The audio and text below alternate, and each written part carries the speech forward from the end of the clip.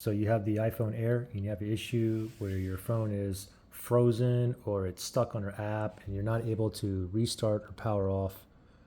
Maybe you can't get this power off menu. Maybe you trying to slide off and it's just frozen. Anyway, it's very simple. Very simple to fix this frozen. Okay, so let's pretend I'm frozen here. Okay, only you got to do is you have to force it to restart. It's a 3 key combination. So what you want to do is you want to press volume up, volume down, and press and hold that power button and wait till the Apple logo appears. So we'll do it together. Pretend my phone is here, it's frozen. Ready? Volume up, volume down. Press and hold that power button. Do not let go. Keep holding onto the power button until the Apple logo appears. Still holding onto the power button.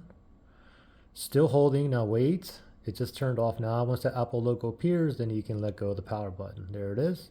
Go ahead and let go and let it boot up normally. And once it boots up, hopefully you are now have a working phone. If it gets frozen again, just go ahead and do the forced restart again. And voila, we're back in business. Pretty simple.